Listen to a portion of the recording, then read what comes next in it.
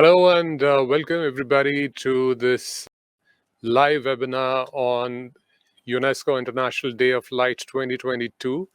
We are very happy to invite you for this webinar, which is on online workshop on disruption of education during the COVID-19 pandemic. We have a lot of exciting speakers and sessions lined up for you today. And I would introduce you and request everybody first up to ensure that all your mobile phones are switched off. You're totally focused. I hope you brought your cup of tea or coffee, whatever works for you. And we are about to kickstart the inaugural session.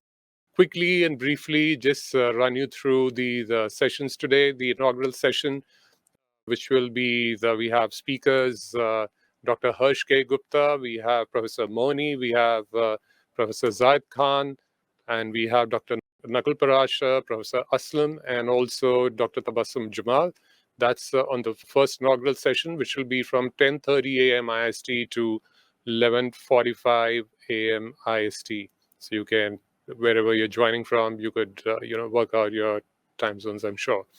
And followed by a small little break of 15 minutes. And then we have the technical session 1, which starts at 1200 hours IST till 1400 hours IST, which will be chaired by Professor Zafar Ahsan.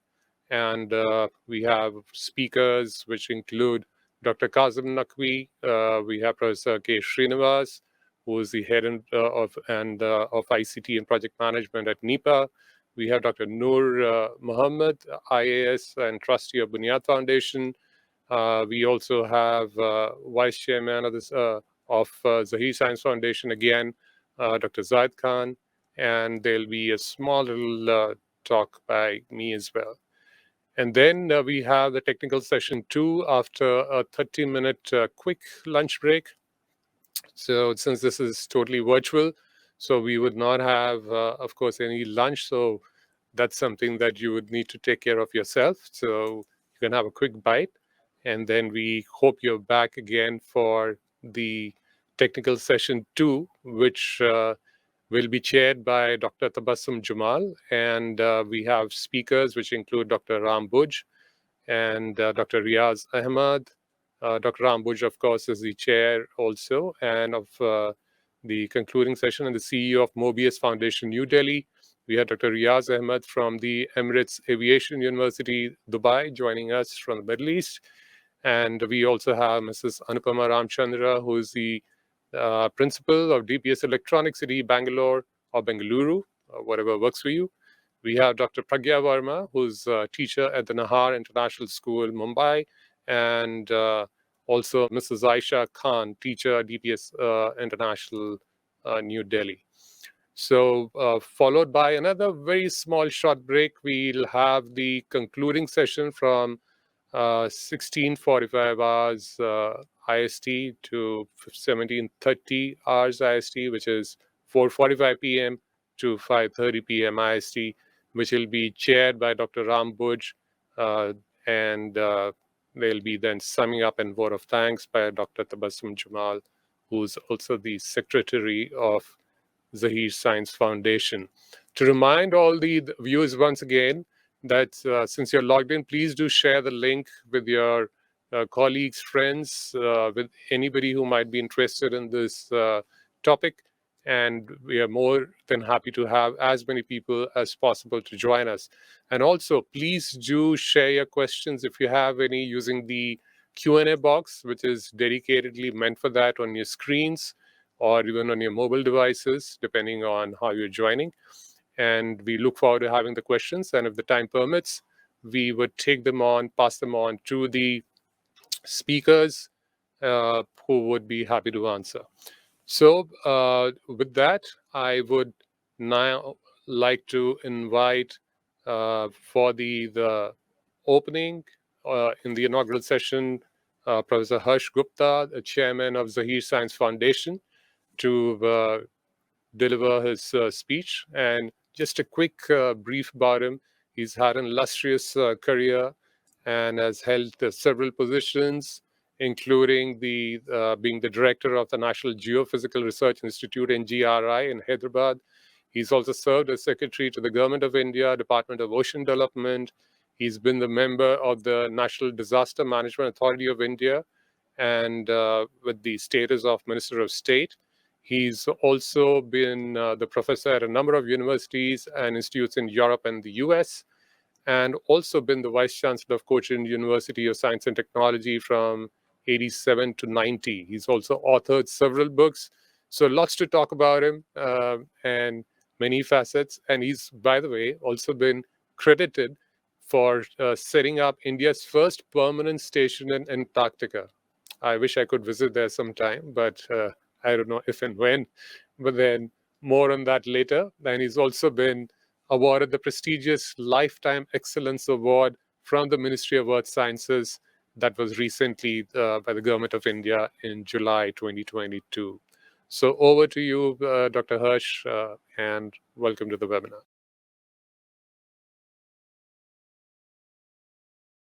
A very good morning, and thanks a lot, Venkatesh Sharma, for this lovely introduction that you have given to the workshop and to all of us. Well, it is indeed a great pleasure for me this morning to welcome you all to this one-day virtual workshop organized by Zahid Science Foundation to commemorate the International Day of Light 2022 set up by UNESCO. And the topic, as already told you, is disruption of education during the COVID-19 pandemic. Well, it is indeed a pleasure and an honor to have very distinguished persons who are going to address us today, particularly Professor Moni, who is going to be our chief guest. Then we have got Professor Parashar and Professor Aslam as guest of honors, and Zahid Khan, who is the Sutradhar of this workshop, and also the Vice Chair of Zahid Science Foundation. He is going to tell about this workshop. And Dr. Tabassum Jamal, Secretary of Zahid Science Foundation, who has infused a new life in Zahid Science Foundation. It may not be out of place to talk about Zahid Science Foundation just for a minute. You see, the Zahid Science Foundation was created in 1970 as an NGO. And the primary aim of the Zahid Science Foundation was that it should promote in the government departments and elsewhere the scientific research and education reforms as they were envisaged in the Science Policy Resolution of India. And this has been done quite a bit in the past.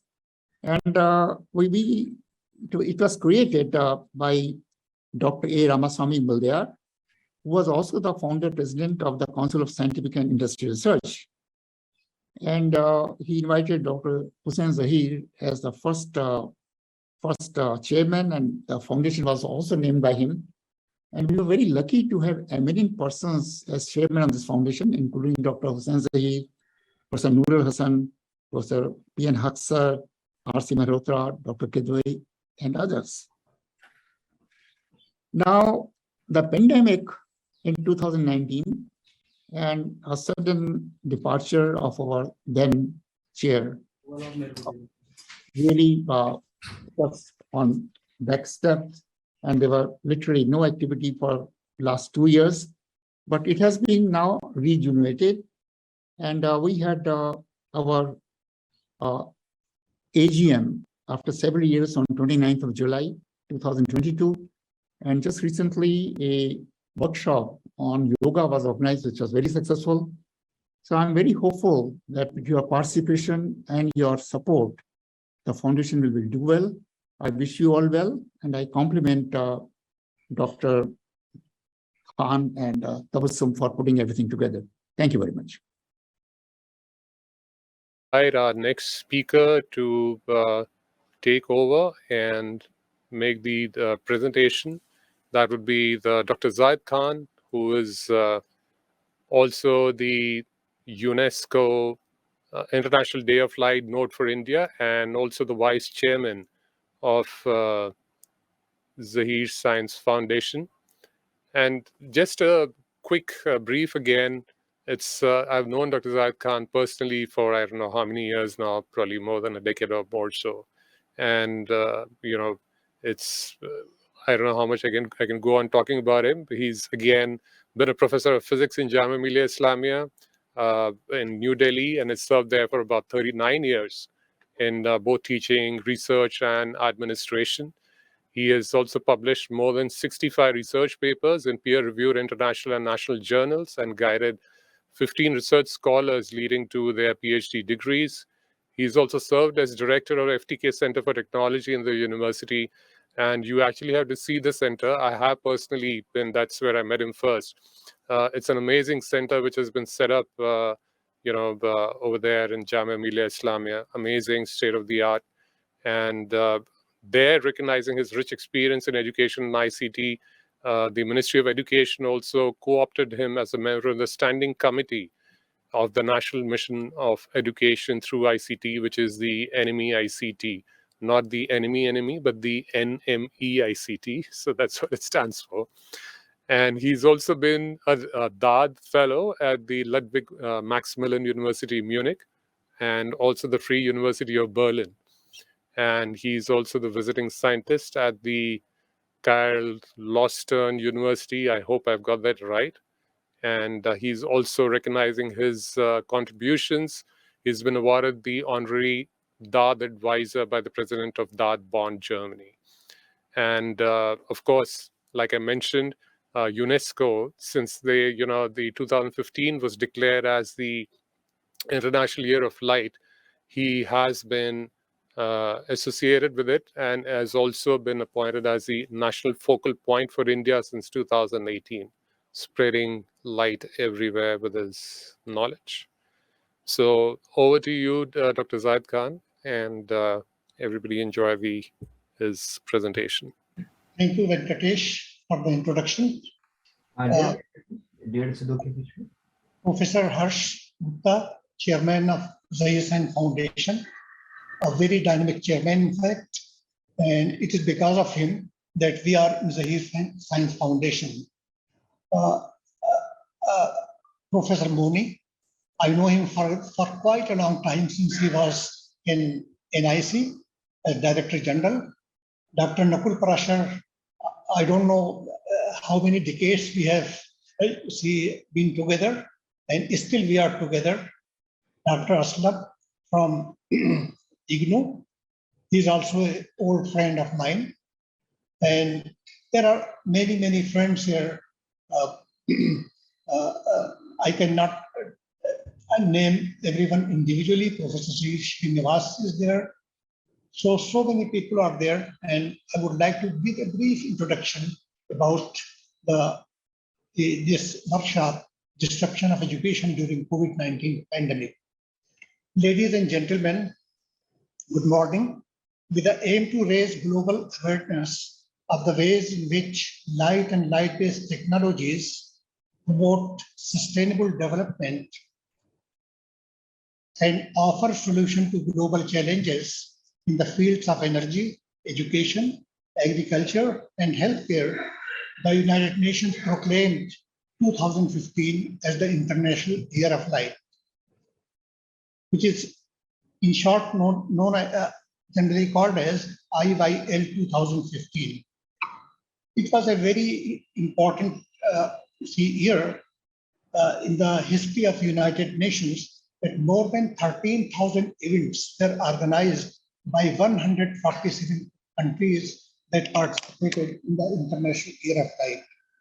And according to, United Nations itself, there are so many international years, but this International Year of Light has attracted so many countries and so many people that it was decided by UNESCO finally that we should celebrate the International Day of Light. So in 2017, they declared that from 2018 onwards, they will have every year International Day of Light on 16th of May. 16th of May was chosen because American physicist and engineer, Professor Theodore Mammon, he demonstrated the first laser in 1960. And everyone knows the applications of lasers now in every field, in healthcare especially. It has become very, very important in entertainment. And wherever you see medical science, all the medical equipments, they make use of laser. Internet is because of the laser, because unless you have laser light, which passes through optical fibers, we don't have internet. And our education, the entire education is now dependent on internet. So you can see that the importance of light is enormous. Now, being associated with UNESCO as the national focal point for the International Day of Light in 2015, and thereafter as the national note for India for the International Day of Light, I've been guiding many universities, colleges, and schools, and also NGOs to organize events and get themselves associated with the UNESCO. And in this endeavor, I've been working for the last many years. In this year, IDL 2022, this is the 5th International Day of Light, and there have been 370 registered events this year taking place in 72 countries. These events cover themes in basic sciences, photonics, lighting, astronomy, healthcare, energy, industry, art, culture, and education. From India also, a number of entries were submitted from different organizations, from different universities, IITs, etc. And a number of schools also participated. And happy to inform that one of the schools in Bihar whom I guided, their project have been selected as the first one, best project, by the International Day of Light Committee. Realizing that Zahid Science Foundation focuses on various areas, including ICT in education, and that online learning had been a great savior during COVID-19 pandemic, when more than 1.5 billion learners were out of the school system, it was planned to organize a one-day workshop and reception of education during COVID-19 pandemic under the umbrella of UNESCO-IDL 2022. A proposal was submitted to the Secretariat of International Day of Light and approved and published on the IDL website, and later it was published in the International Day of Light newsletter. For this, I would like to express my gratefulness to Professor John Dudley, the IDL Steering Committee Chair, who is a professor in France, but he is the chairman of this committee, and he has always been very supportive. And none of our proposal took more than 12 hours to get approval. Generally, it was 1 to 2 hours, but you see, if I submitted the proposal in the midnight, next day I found that it was, approved. So, I mean, he was very supportive, and this is the reason that we have been able to organize so many events throughout India. The title of our show is very interesting, as COVID-19 has resulted in the transformation of education throughout the world and has given a boost to online learning technologies, which were earlier largely confined to distance and open learning institutions, though on a limited scale. Although in the developed countries in which internet penetration was high, online learning proved to be very effective. The poor and developing countries were sufferers, where internet penetration was rather low, and most of the schools and school children and college students did not have their own PCs, laptops, and smart mobile phones. This resulted in the increase of digital divide between the schools and colleges of rural and urban regions, and also in the same city between the children coming from affluent families and those from poor parents. Due to COVID-19, millions of children could not even see schools, and it is feared that they will never visit the school in the future, which is very alarming. In this workshop, we have invited speakers from higher education institutions, schools, scientific organizations, and NGOs, in order to get a better understanding of the issues faced by them due to the COVID-19 pandemic and in the post-COVID era. I do hope that the workshop would come out with a clearer vision of the issues and the possible resolution. Its recommendation would help in moving ahead, meeting the United Nations Sustainable Development Goals, particularly in the field of education by 2030. Thank you.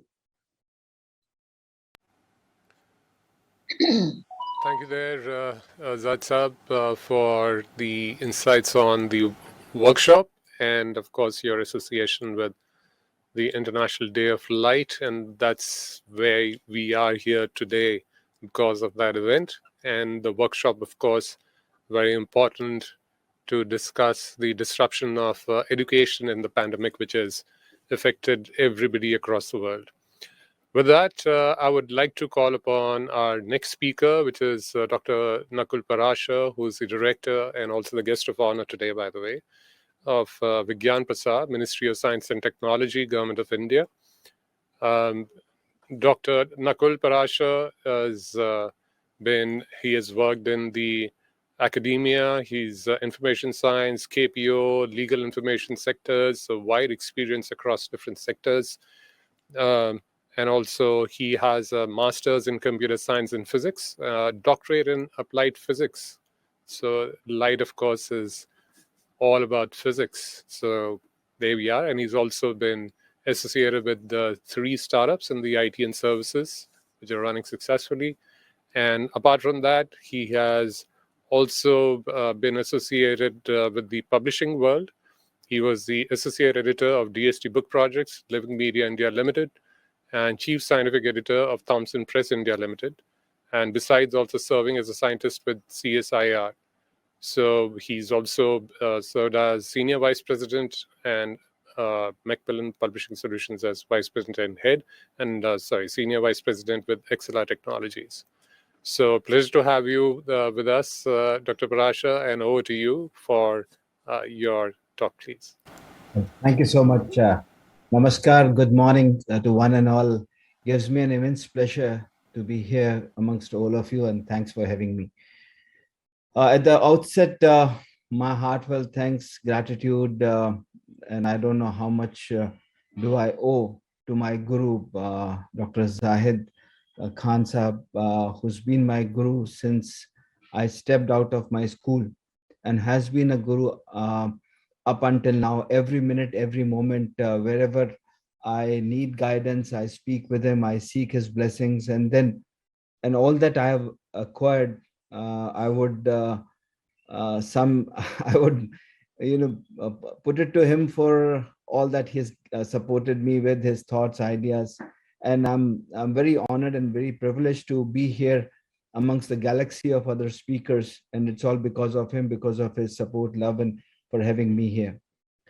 The topic that we've chosen for today's discussion, I guess, is very pertinent, very important, and we need to understand and also look at how COVID pandemic had created disruption in our entire education system.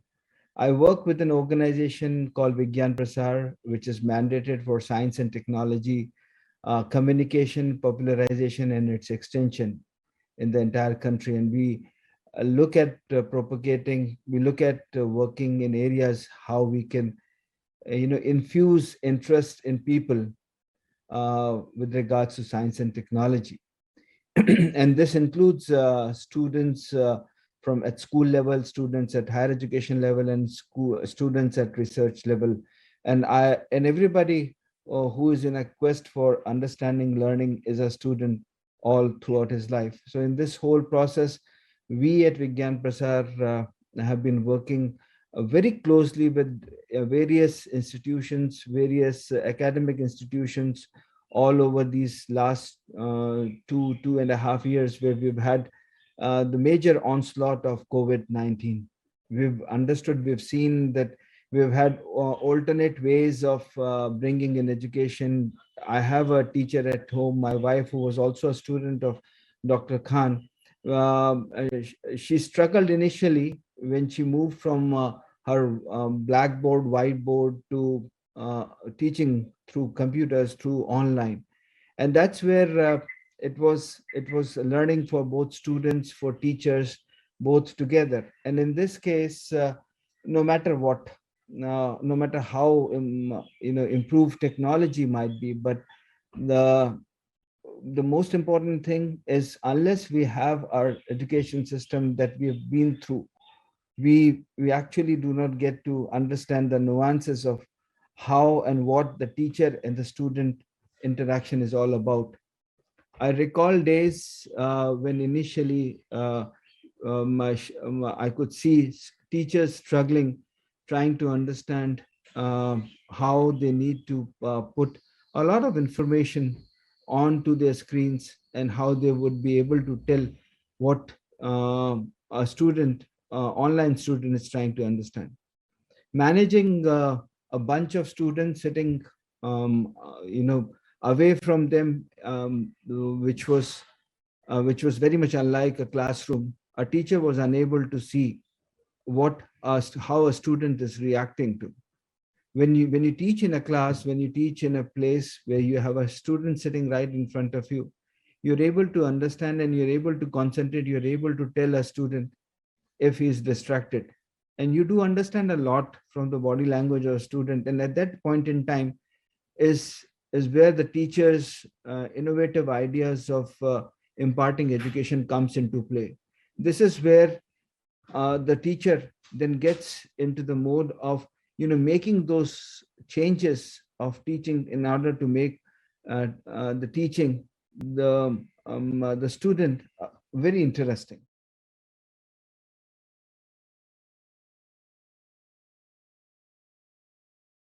From inception, when we're trying to communicate anybody, we try to do this a lot through our lectures. We do a lot through our communication. We do it as a one-to-one. We have a dialogue and all that stuff.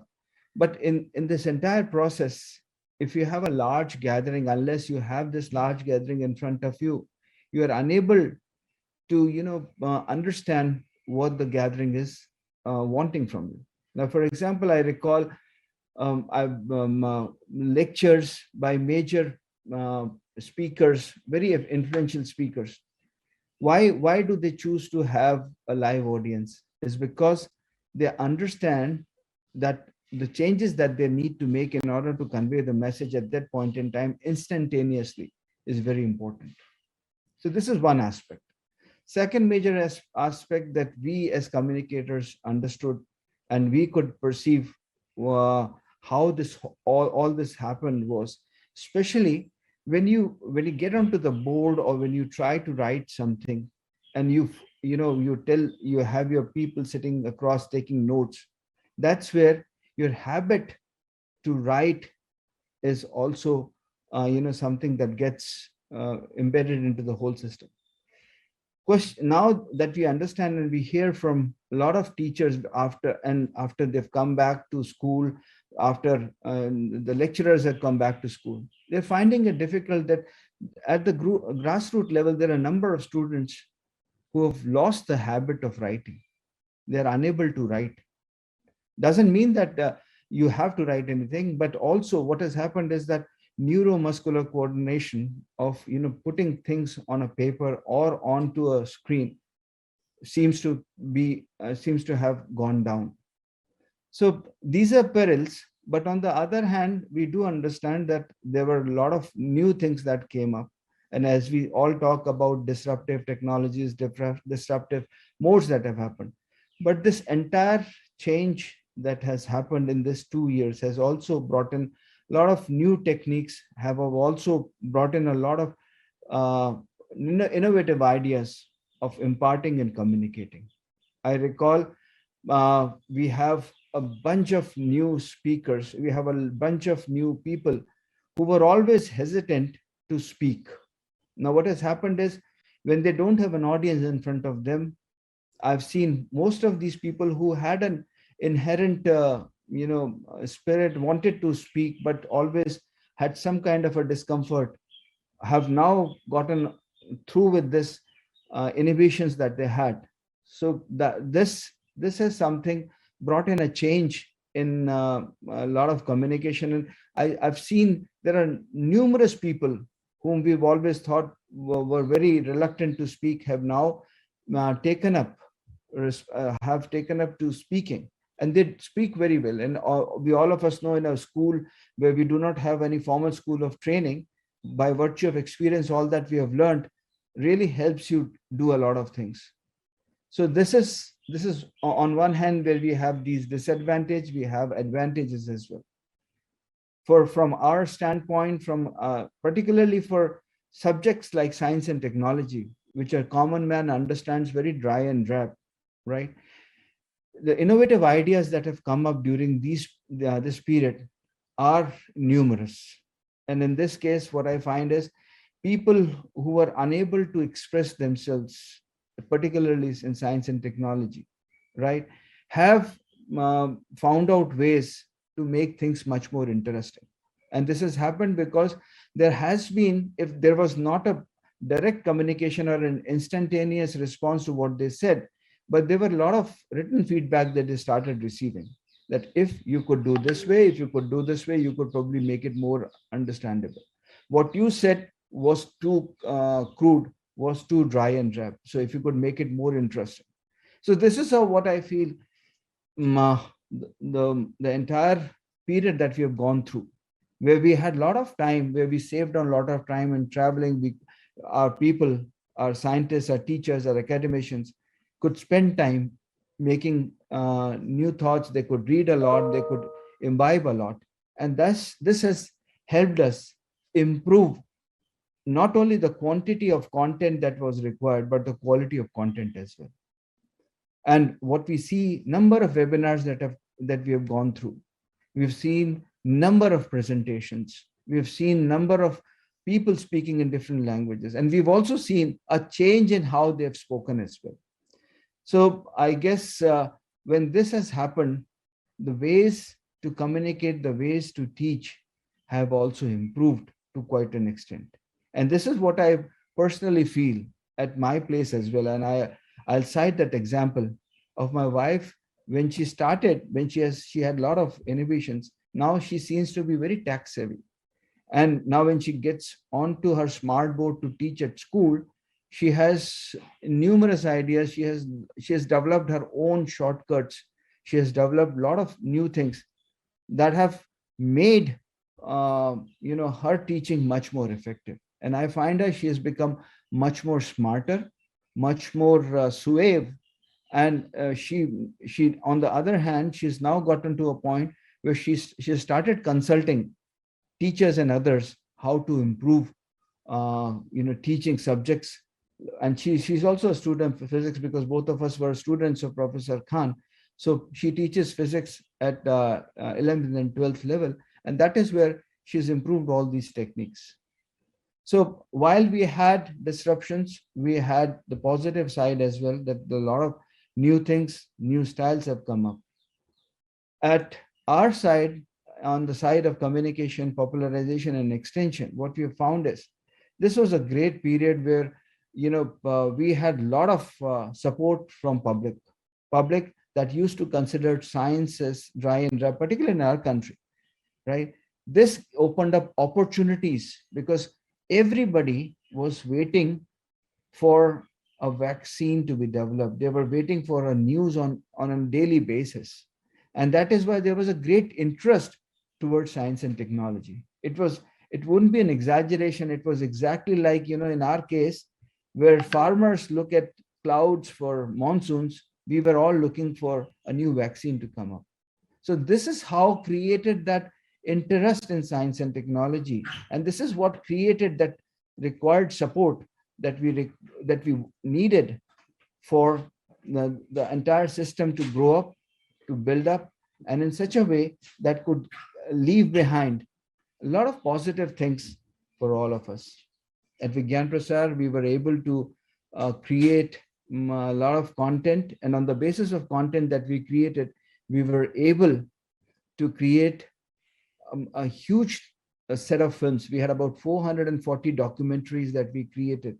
We had about 49 weekly daily, fortnightly bulletins that we have created. There were thick ones that spoke about various initiatives, S&T initiatives that happened in the country. And also, we were glad that we were able to organize a number of sessions, seminars, hands-on experiments that we could do for school children and as well as for students at higher level. Articulating writing skills for augmenting scientific research, an initiative of the Department of Science and Technology, which is also acronymized as AVSAR, is something that we took up in a big way. And during this period of COVID pandemic, we were able to do it successfully. And I'm glad to tell you that we had record entries during this period. In this, what we normally do is we have students pursuing their PhD degrees. We have students who are doing their postdoctoral work. They are trained to tell what they're doing in the labs to people on the streets for the masses. And in this whole course, our regular seminars, workshops that happened were related to the problem that we were all dealing with, the COVID pandemic. So on one side, I mean, we had something that had created an interest in masses. On the other hand, we had these taught who were looking forward to accepting this. So I guess all of this happened at a time when, if we tried to maximize it, and I would say that's where the wisdom prevailed, and we all came together, understood, exploited, utilized that moment, and made, if we call it as a disruptive side of it, we were able to make it positive. We were able to maximize this opportunity and convert it into something that I think was a blessing in disguise as well.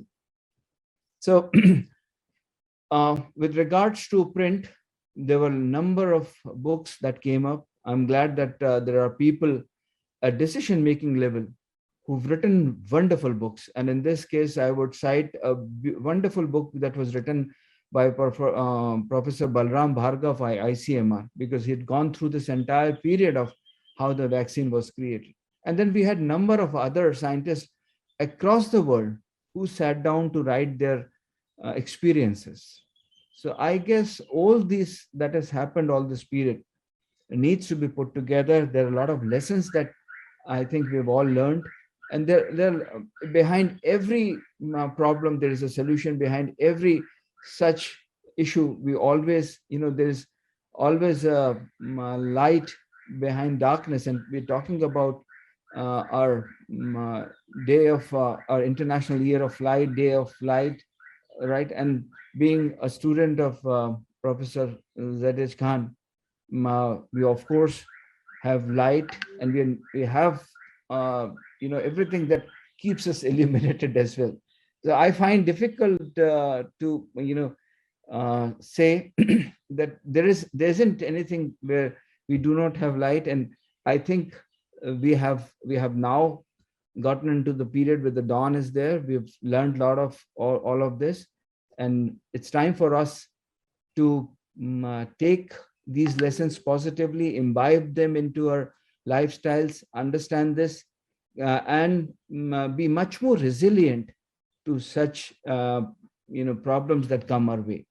I'm glad that during this period we embarked upon a number of projects, particularly those in different languages in the country.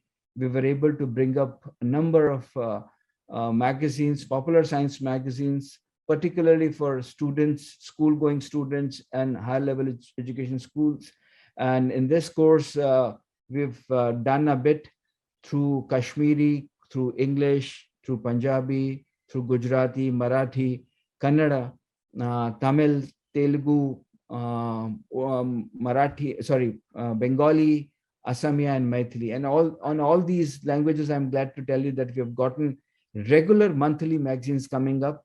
And to all our happiness, I would also like to share that a number of state governments have taken up these magazines as their magazines for schools, particularly in Tamil Nadu, 6,500 schools where our magazine called Arivel Palagai reaches out to students, which is an indication. And this all came up during pandemic because we all sat across, we understood what students needed, and we could understand the gap where that needs to be plugged in. So what I would try to summarize is that while we had disruptions in our regular way where we lost a lot of things, and also learned a lot of experiences, but on the other hand, there were newer areas, newer thoughts, newer ideas that have come up. And I'm sure what we called at that point in time as a new normal, probably now we have a new normal which has evolved that we need to take forward and imbibe into our lifestyles, so that for any such, God forbid, if we have any such calamity or a pandemic that comes up, we'll be ready to face it, and we leave behind a trail, a track, lessons, all duly documented for our generations to come. Thank you once again for having me, and I truly want to thank Zahid sir once again for giving me this opportunity to be.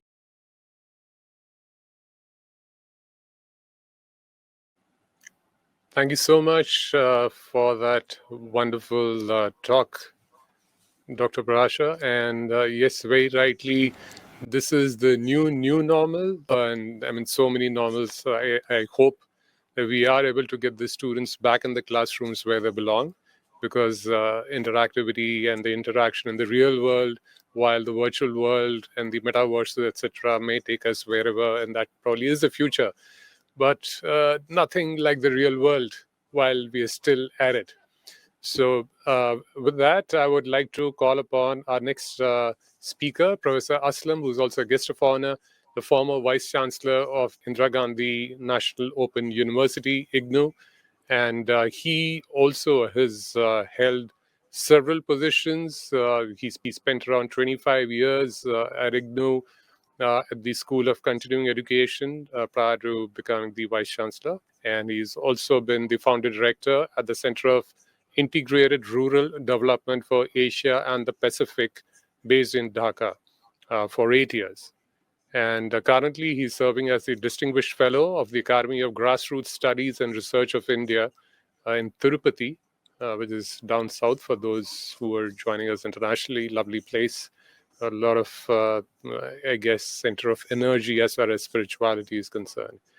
And he's also the member of the Collegium of Eminent Social Scientists constituted by the ICSSR and fellow of the Economic Development Institute, EDI, of the World Bank.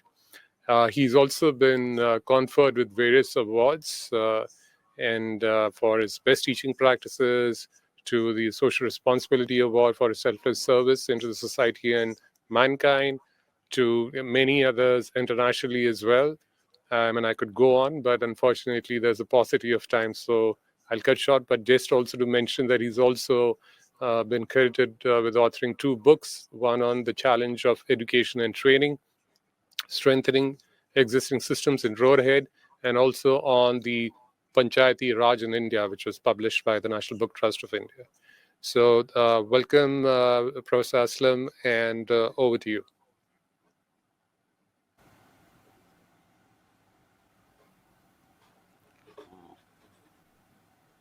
Thank you very much. I think I have unmuted myself. And can I be on the screen sharing, please? Professor Aslam, you would just need to share your screen. Yes. Yeah, I am Dr. Harsh Gupta, the chairman of the Zaheer Science Foundation, Dr. Nakul, Parashar, from whom we heard just now, Professor Zahid Khan, and Dr. Tabassum Jamal. Honestly speaking, today I think that there's so much insight to say about education. Over, say, last 40 years, as a teacher, as a trainer,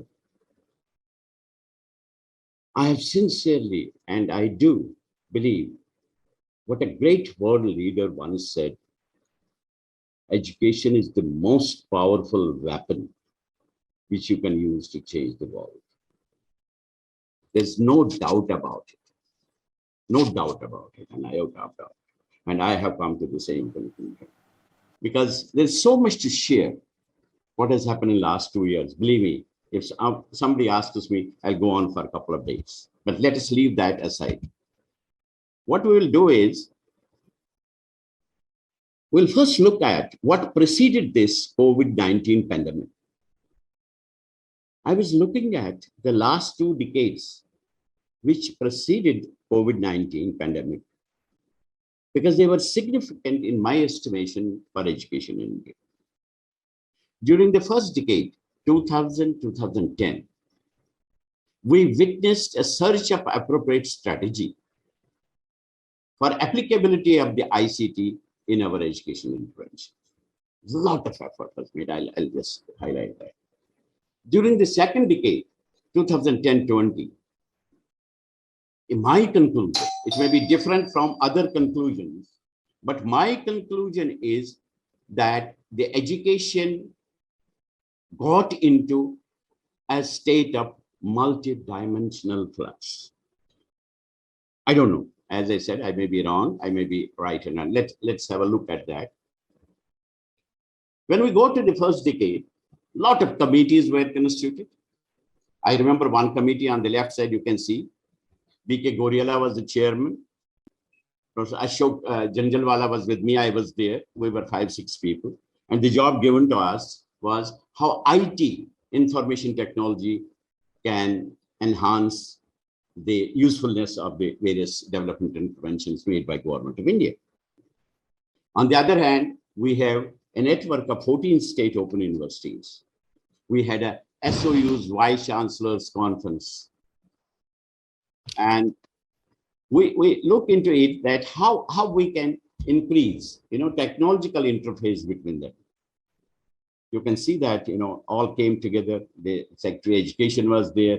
We were trying to do something that this is the time. At IGNOU, believe me, very few people know about it. I can't stand for what IGNOU is doing today, but I am talking of what it was doing. Convergence of technology was there to provide user with unprecedented control and facility with the management, transmission, and use of learning material and learning activities.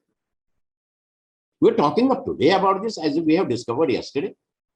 We started this walk-in examination into how we were in the process of having how multimedia rich virtual, not to replace the physical lab, but to reduce the trajectory of those who live in remote areas and cannot regularly visit the physical labs. Professor Aslam, very sorry to interrupt you again. We've just lost you out of the frame of the camera. If you can just slightly lower your thing so that the audience can see you. If this is the state of affairs, I'm sorry. I have worked hard for 3 days to share some of my thoughts. I know, I'm so sorry, but we want the audience to be able to see you. Your camera screen is tilted. You have not to see me, please. You have to see this, what I am trying to communicate. It's very difficult for me in a short time to do something like this. If you cannot catch me on the screen, I'm sorry. I don't know. Oh, you're fine now. Perfect. Thank you. You have to set your things right rather than disrupting the speaker, please. Now, if we go to the second one, you see, I was telling you that taking back, sorry, so all goes. When we say that the second decade, which was something like a multi-dimensional flux, you might have seen that we this I will show you separately that what IGNOU had 800 downlink centers, Pan-African network, FM radio, educational channels, e-Gyan coach. And then we had more than 2,000 audio programs, more than 4,000 video programs, teleconferencing two-way, 1 crore 38 lakh self-learning material sets. Were we able to use it? I don't know. It's a question which we have to ask. Come to the second, because time is short. What we start looking between 2010 and 20, DU colleges, one day we read from the newspaper, say they have no money to pay teachers' salary. This 2018. 2014, we start looking at only 10% of the students have access to higher education in the country. Then we start, now we are talking so much about Delhi. The condition of Delhi was that time, maybe it is better now. 85,000 students in Delhi schools dropped out of last year. That means 2016. 992 PhDs in race for a stenotypist. Then apart from thousands of PhD holders, 50,000 graduates, 28,000 postgraduates applied for a messenger job in UP Telecom. Maharashtra Police Constables, there's over 12 lakh people applied for that. And 80% of the workforce in rural and urban areas did not possess any, those skills which are needed for them. This is where we were also struggling with national education policy. I don't want to open that. What are my views? I have expressed it enough in the media and other places, what I feel about it and how it should. Because when national policy was being made here, I was on a visit to Singapore for 3 months. I just made a comment, pack up this whole the committee of the NEP, National Education Policy, send them to Singapore for 2 months, let them come back and then write a national policy for us. It was such a wonderful thing there, what was here. Believe me, and if you believe me, I was on a visit on a World Bank mission to a country called Botswana. They have 2 lines of education policy. They don't go on fighting on this. You are not included this, you are not in, unfortunately. And I want to speak that we have to get out of this trauma. They have 2 lines education policy. If you want to spend it on in future, spend on education. That's all. And their literacy rate today, at that time it was 92, it is 99%. These things are there, the things to do rather than getting into unnecessary needs. Significant changes take place in the society, particularly due to this framing of new education policy. Lot of consultation. We said state, district, block, village level, everybody can should. What came out? 3 important things. Transforming 10.2 system to new 5.3 plus 3 plus 4. Renaming Ministry of HRD into Ministry of Education. Merging accreditation bodies, NAC, NBA, even abolishing UGC and get it into something in national education. We are interested in these things, sir. I have worked in Asia Pacific region. I was looking at Malaysia and they're looking at India at that time in 80s and 90s. Malaysia never thought of changing or giving name to any program. And they went way ahead of us. We have a moral responsibility. God has given us. The moment you come to the change all the names of the development, we get into all these things. What should be? We're not concerned with the outcome. I'm sorry. At the end of my life, I'm plus 70, now 74. We have to leave this habit on this. What happened? This onset, unprecedented. I was still hoping something will come out of national policy. Let us see. We'll give them suggestions. Maybe we'll be able to motivate them. This onset of COVID-19, this is the topic of today's workshop. It resulted into shelving all these, our hopes, our programs, and everything else. Particularly by, the estimation is 2.5 million students were affected by the lockdown. We are not a small country. We have everything in this. We are not able to articulate. Now, new issues start emerging. A massive transformation in the education, COVID-19, and subsequent closure of all these schools. What were the new issues? Not the old one which we were struggling for. Feasibility of converting traditional classroom into online teaching. Non-availability and readiness of ITC infrastructure. Capacity building of teachers, the poor fellows did not know overnight, we say, start taking online classes. Conduct or non-conduct of selected schedule examinations. All this needed a systematic and well-planned. I wish I was at IGNOU at the head of my family. I will have closed IGNOU for 2 months and prepared such self-learning material which would have not allowed our children to feel the absence of not going to school. But we were, instead of tackling it on war footing, we were blaming each other and getting a lot of politics into it. We have to leave that. And let's ask that question to ourselves. You are UNESCO, for which you are asked, organizing this workshop today. This report was released in 2018. Millions of children not going to school and may not be achieving minimum proficiency level at school indicates that education system are not on track. What resulted into all this? We forced these teenagers, young, blossoming flowers at preschool, nursery level, primary level, to get stuck to the mobile, accept it. And then it resulted into internet addiction.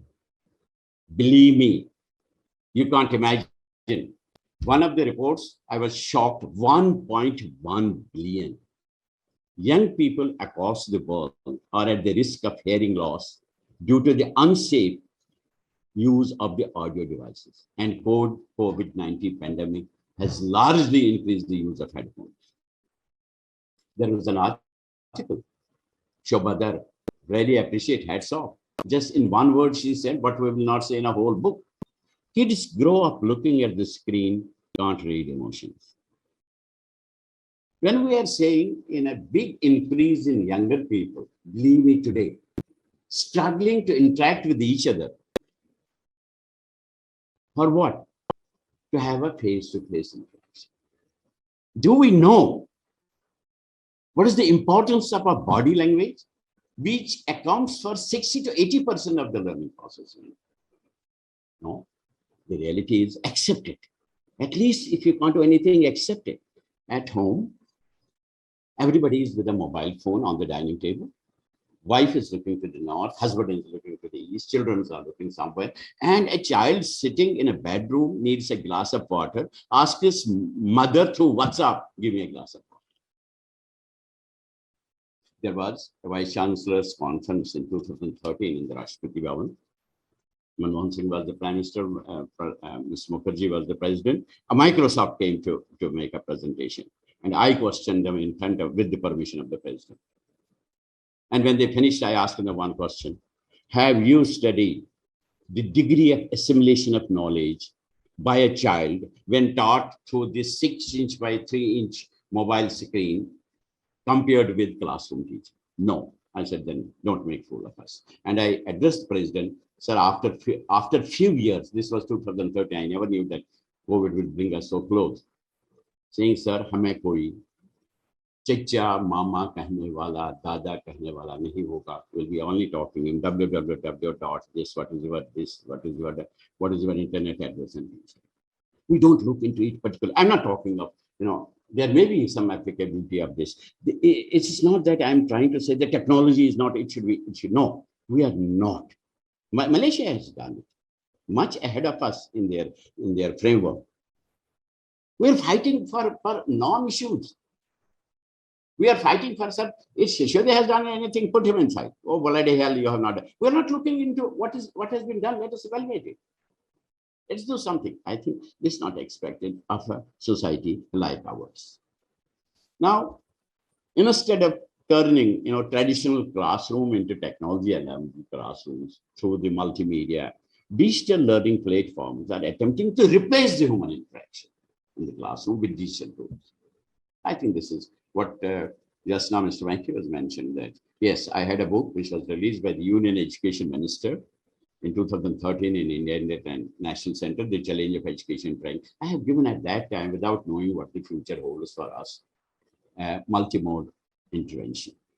It could be multimode, where classroom, yes, online, everything could be combined in a way where the learning process, the components of learning process are not lost. That is the challenge. As I said, I can go anywhere. I can go up to any extent. No, I don't want to. I know the time. I have in fact crossed my line.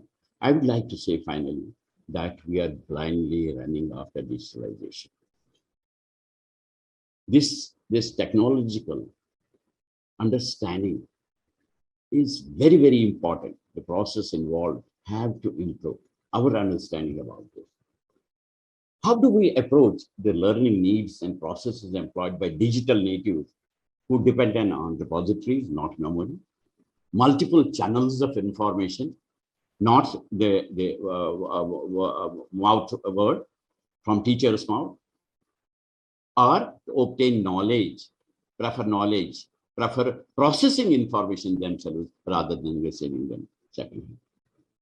I think the workshop should discuss. These are my views. Believe me, and I would like to suggest that the government and also those autonomous institutions should revisit its policies pertaining to educational goals, particularly relevant enabling policies in relation to the use of ICT technology for education. Don't go by this, don't go by hearsay, don't go by popularity and things like that. Believe me, look at the other countries. We should not feel ashamed. Learning is a process which we have to continue till we enter the graveyard. There's nothing, nobody can claim that I have completed. There are a lot of, Finland is there. If you have to see the teacher, how much a teacher is respected, go to the Finland policy and have a look at it. I just returned after 2 months from Singapore. Believe me, my grandson went to, this is that, I was telling you this multimode model. My grandson went to Dalvis College, which is a school in KG. This is the first day of his in the school. This is his first day.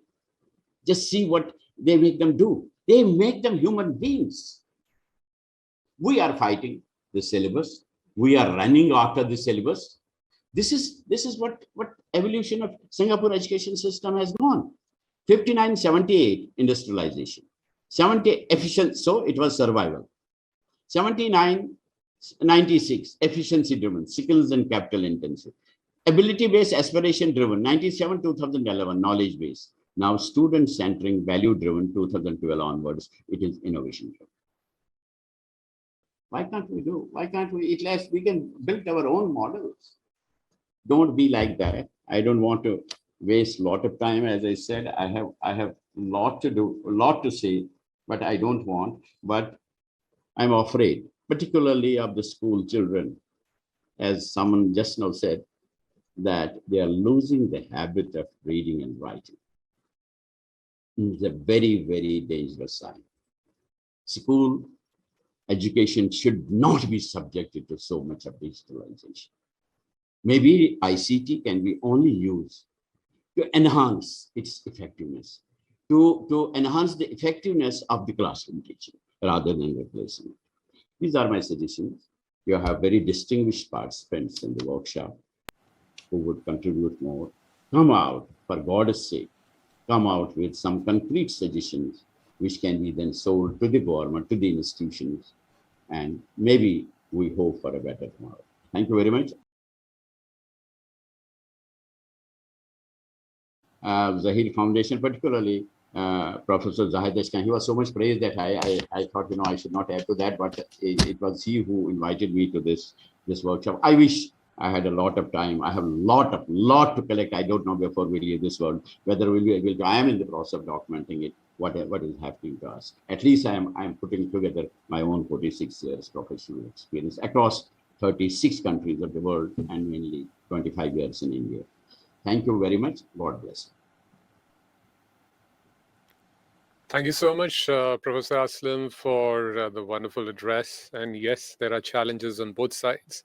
Technology is a double-edged sword, can be used either way.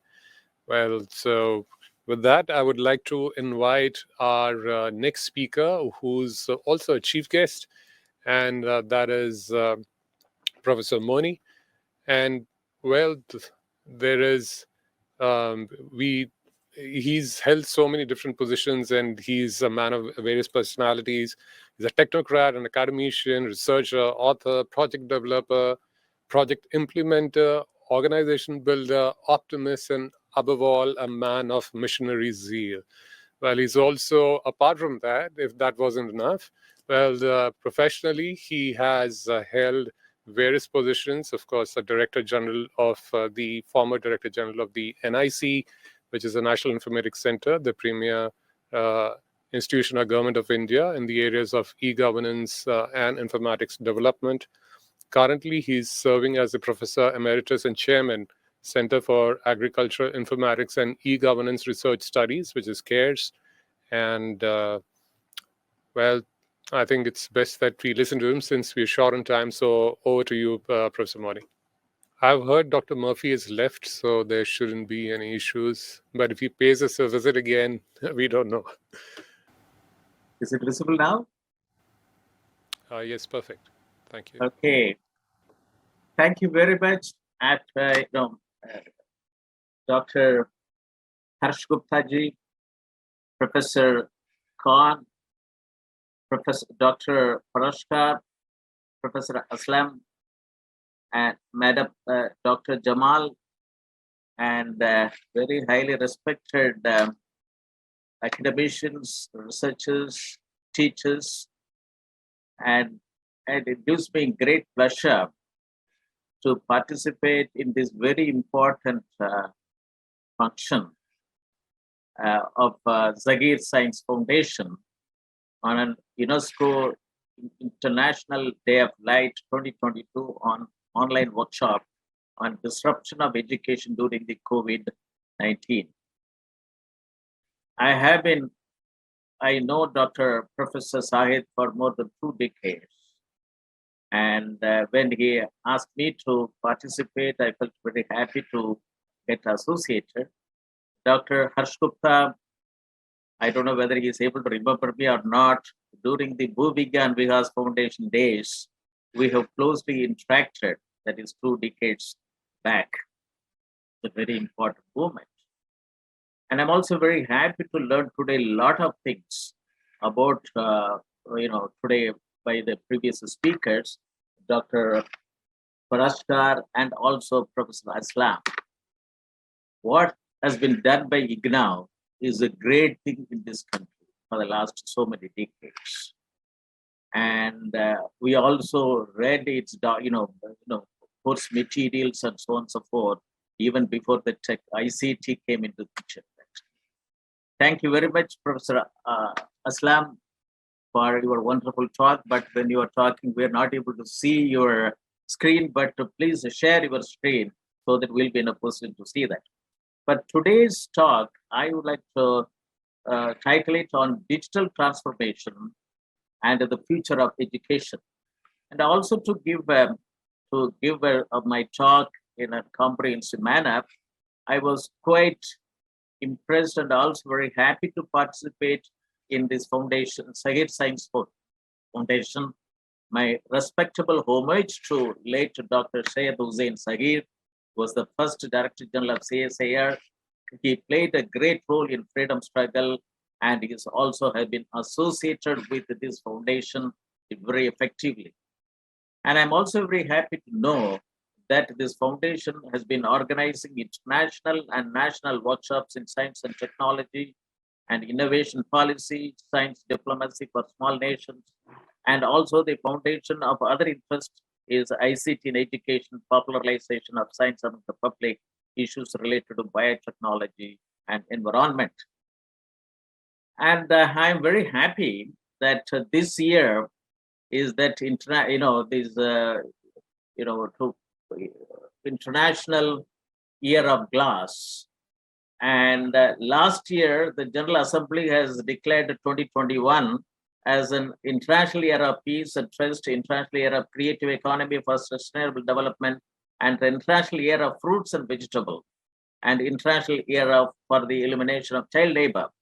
I was invited by the Tropical Fruits Network Association to deliver a talk on their International Year of Fruits and Vegetables last year. I took a Tropical Fruits Informatics Network and that how to get onto the, how to achieve the sustainable farmers' income rise is very effectively, and quoting that, how to create a banana value chain, 14 member countries of this TIFNet. It's very important. And UNESCO's International Day of Light is being, it is being celebrated, a lot of conferences are being organized, since 2015. And as Professor Zahid said it, that it is the 5th year, and I'm very happy to participate. Light is, we need it. And, it is very important. And it is, even I was going through various literatures, even Rig Veda talks about the speed of light.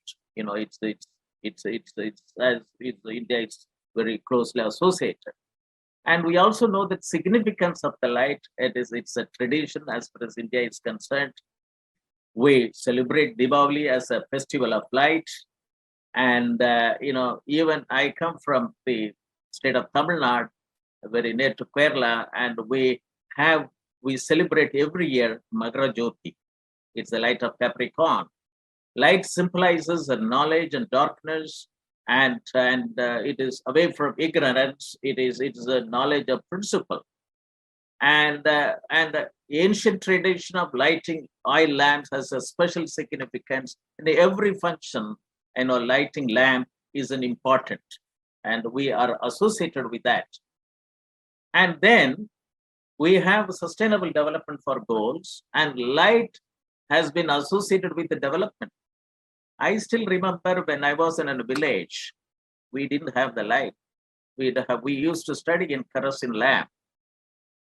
And under the Panchayat Raj, that, they started giving the street lamp as young students.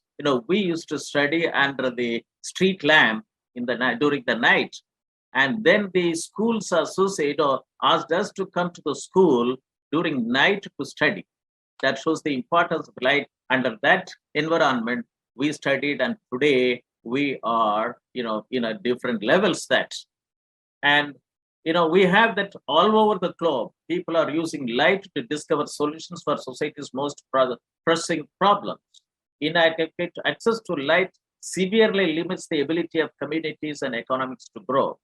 From 3D printing to bringing energy solutions to developing regions, light is the key driving economies and encouraging the development of civilization. And also, as per some of the published documents, light-based technologies can make a fundamental contribution to help accomplish sustainable development goals. Number 1, no poverty. Number 2, zero hunger. Number 3, good health and well-being. And 4, 5, 6, 7, 10, and 13 is about 11 sustainable development goals are being facilitated based on light-based technologies. It is also said that light gives food and energy to plants through photosynthesis and makes everything flourishing and is an essential part of all life on Earth. Climate, altitude, weather, fertilizer, pest control, also is very important for growth and protection. Like water and food, light is a basic necessity that no human being should live without, and the time has come for the world to recognize and end light poverty. End light poverty. Light development programs, access to light at home, and nearly 60 million households in India were unelectrified. This is as per the 2015 report. Majority of this light, the large underserved population relies on kerosene for lighting, which is unhealthy, polluting, and expensive. This lack of modern energy services also severely limits educational and economic opportunities, as well as negatively impacting day-to-day quality of life. Then comes when our Honorable Prime Minister, took over as the President of India, Mr. Narendra Modi, on 1st May 2015, a scheme named Unat Jyoti by affordable LEDs for all, Ujala scheme, has been announced. By today, you can see that the screen from the, this dashboard. It is a huge achievement has been done in the country. And as per the Prime Minister's, talk on 4th March 2022, he said that the, he said that LED bulb scheme has saved rupees 20,000 crore in household power bills, stressing the need for sustainable energy to fuel sustainable growth. And as far as the world situation is concerned, about 789 million people worldwide live without access to affordable, reliable, and safe modern energy. And Lighting Global is the World Bank Group's initiative. And access to light and energy infrastructure can improve quality of life in the developing world. while fiber optics connect the citizens of the world through the internet. And this is, we know that light is a science and technology. Photonics is the science of light. 21st century will depend upon, 20th century is dependent upon electronics, and 21st century will depend upon mostly on photonics. Photonics is poised to become the key enabling technology of the future. Photonics enabled industries are major economic drivers, and the many applications of photonics have transformed the society through improved medicines and communications and energy protections. And there are some of the historical background. I don't want to, it's all available, that for the sake of my own understanding, I included in this presentation. Today's talk is on UNESCO's International Day of Light 2022, online workshops on disruption of education during the COVID-19 pandemic. It's a very important topic. And when I looked into the reports, UNESCO report on 1 year into COVID-19 education disruption, where do we stand? This was published on 19th March 2021.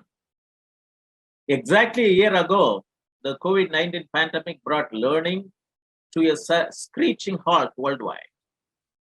And global education has been disrupted severely. At the peak of this crisis, that billions of, in about 190 countries, that many students were out of school. Approximately half of the world population still lack internet. And it's only the digital technology can facilitate it when during the lockdown situation that people, officers and officials and people working from industry have to work from home, and it made digital technologies adoptable and accepted. I'm in the field working in the government since 1978 to bring in computerization at the grassroots level.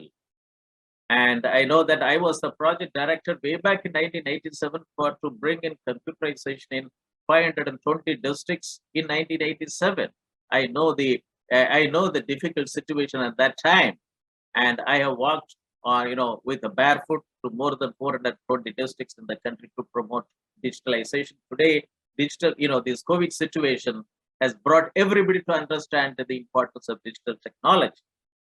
And according to UN estimates, nearly 500 million students are the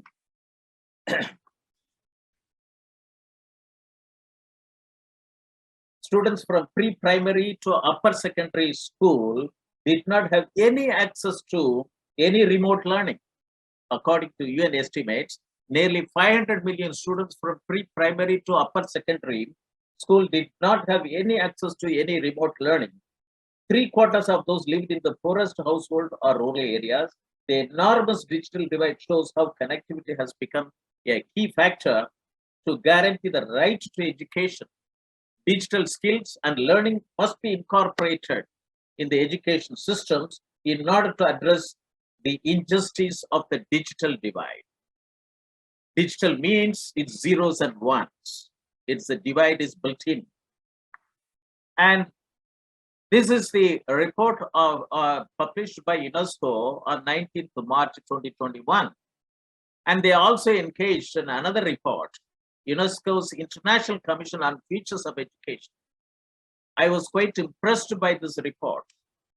And it talks about that the vision of this report is that reimagining our futures together, a new social contract for education, 2021, and its vision is knowledge and learning are humanity's greatest renewable resources. Knowledge and learning are humanity's greatest renewable resources for responding to challenges and inventing alternatives. Yet, education does more than respond to a changing world. Education transforms the world. Education transforms the world. The digital that connects and divides. These two paragraphs, I purposefully took it from that report. Internet, email, mobile data, video, audio streaming, and a host of sophisticated collaboration and learning tools have generated vast and exciting educational opportunities and possibilities. Talks about all ICT tools. But the next one, it talks about it that we have a Zoom meeting, but our previous speakers say that the time should come that we should get into the room meeting, from Zoom to room. Numbers without narratives, connectivity without cultural inclusion, information without empowerment, and digital technology in education without clear purposes are not desirable measures of or aids to human development. It's a caution which this report, UNESCO's report on International Commission on Futures of Education talks about it. This has to be very, looked into it. During the COVID situation, I thought that, that everything is locked down. And I, as a professor emeritus in the Soviet Institute of Engineering and Technology, Meerut, and I have established 5 centers of excellence to bring in technology to the rural area. I thought that we have an internet connectivity. We have a university platform, co-learning platform. And then as a group leader in 2 volumes of the Doubling Farmers' Income by 2022 Committee of Government of India, I thought that let us promote, let us, bring in widespread knowledge. I initiated 2 weekly webinar series to bring in, bring to network people. And one is on national webinar series on Doubling Farmers' Income by 2022, which talks about 7 mission mode programs for total digitalization of agriculture sector. And then the second one is the international webinar series on open source digital technology for self-reliant India in association with African Asian Rural Development. And it is Professor Zahid Khan, my good friend, and I invited him. He delivered a fantastic talk for about 1 hour 45 minutes. It's available in our university's website. By today, I have completed 90 editions of both the webinar series, 180 webinars. Each one is having about 1.5 hours to 2 hours video on different problems. And it is a very important thing for research scholars, startups, and NGOs to look into it. Professor Khan talked about online learning during the COVID-19 pandemic and its future. And today, I'm very happy that he has organized a very important workshop through UNESCO and International Day of Light. And this is his webinar poster. He talked in that webinar series. I would like to bring in a glimpses of some of his talk, that he talked about COVID-19 and its effect on education, from classroom teaching to online learning and its delivery, digital learning contents, learning management systems, video conferencing tool, future of online learning. And also from classroom teaching to online learning, he talked about lack of IT infrastructure, lack of training of teachers is very important. Lack of IT infrastructure and lack of training of teachers. These 2 things are very important. We have to create an ICT infrastructure. And then he also talked about Indian initiatives. UGC has sent a letter to all the universities advising them to use online learning, and also ICT resources freely that are already developed through NMEICT. NCRT and UNESCO Delhi jointly prepared a handbook on safe online learning in times of COVID, and a lot of things that. And then he also talked about Indian education system affected by COVID situation. And in the last week of March 20, he talked about the entire country was locked down. 321 million students, including primary to senior secondary schools, colleges, universities, were suddenly out of education system. He talked about online learning, e-learning, and digital learning, and also talked about digital learning contents which were available. Professor Moni, very, very sorry to interrupt you, but we are way behind schedule, and our next session is about to start. So if I could request you to kindly wrap up your session. Sorry about that, but if you could conclude, and we are way behind schedule. Thank you. Thank you. And this is an important thing that how I say, the academicians involved in the education institution to network the entire world through these various webinar series that. And let me, this is an era of world of disruptions. And we talk about digital India and e-governance. And this is an era where we have to bring in e-governance in digital India. There are a lot of challenges and potentials.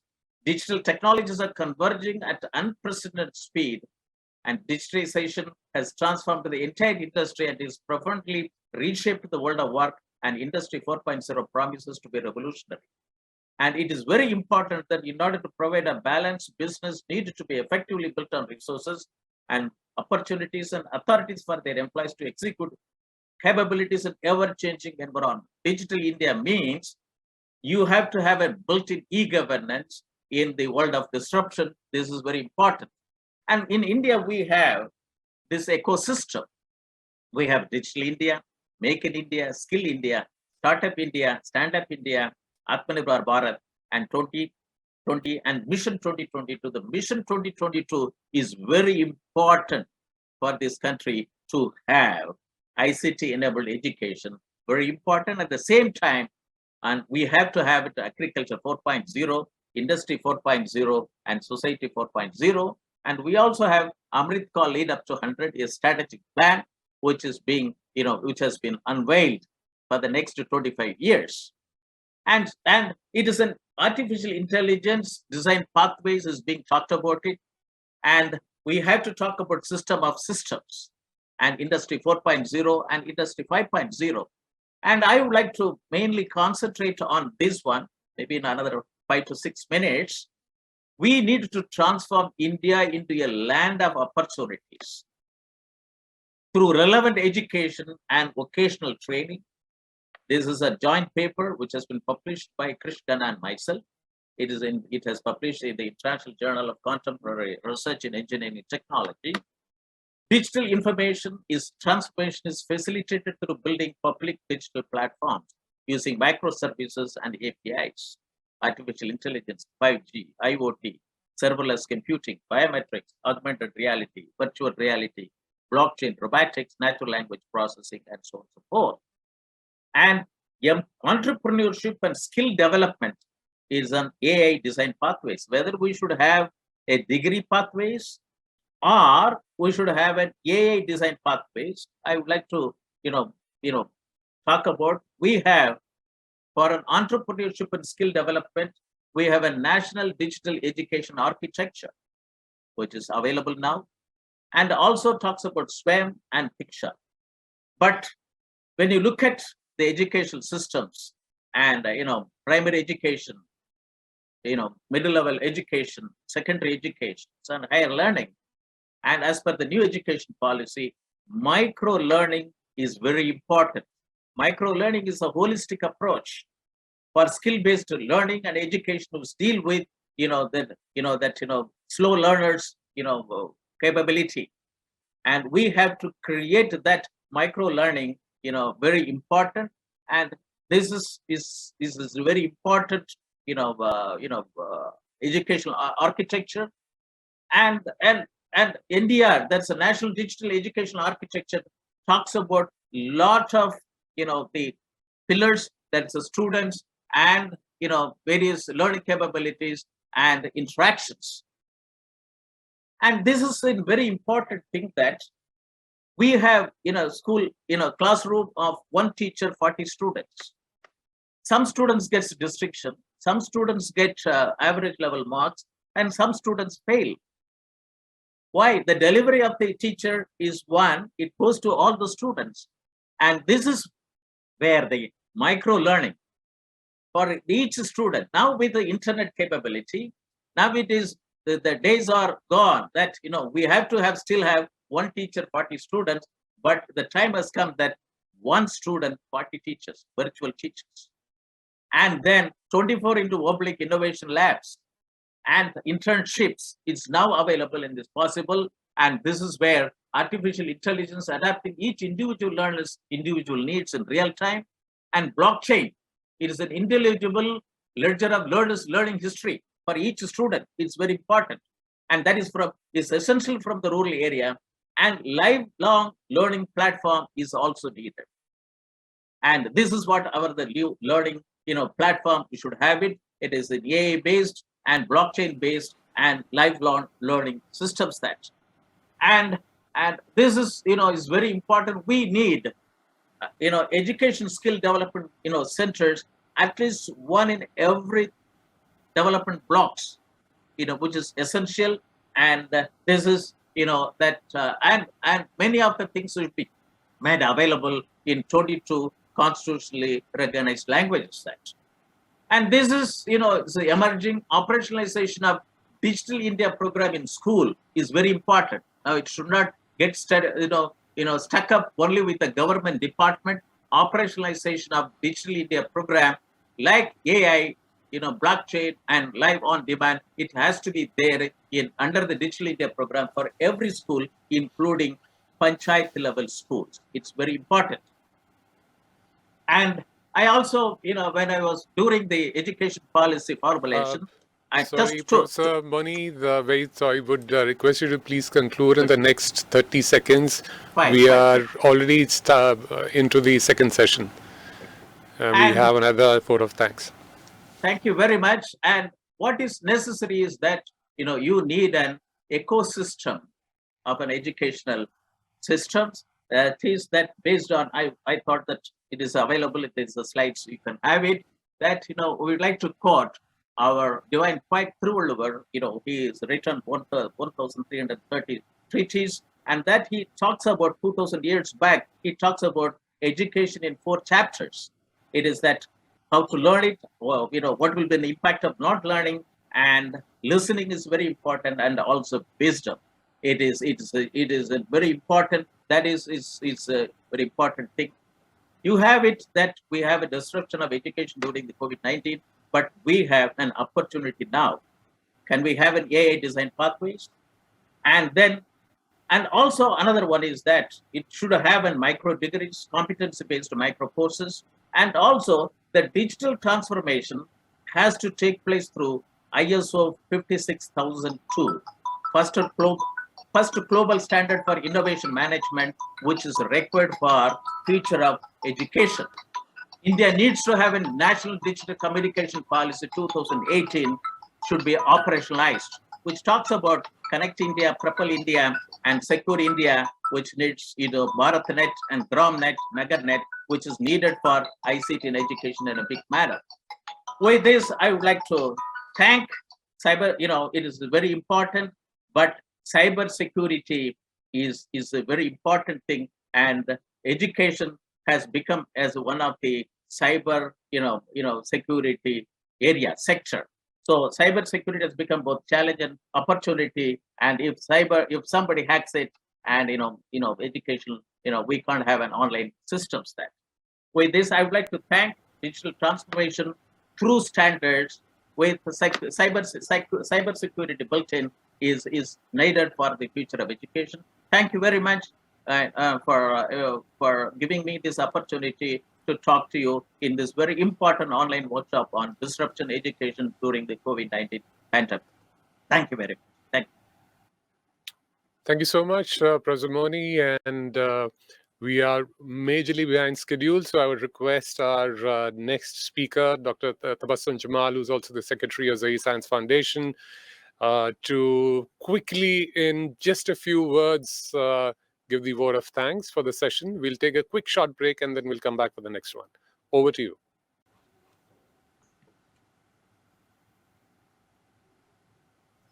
So since we are already running short of time, so I will not take much time to deliberate upon the deliberations of the workshop. Of course, this was a very enlightened session for us, and I am very thankful for the chair, Dr. Harsh Gupta, who is chair of Zahid Science Foundation, and Dr. Nakul Prasar, Dr. Zahid, and Dr. Aslam from IGNOU, and from Dr. Moni. They have given us wonderful ideas and wonderful presentations, and we have learned a lot that how in this COVID time, we have taken the opportunities to learn the new things.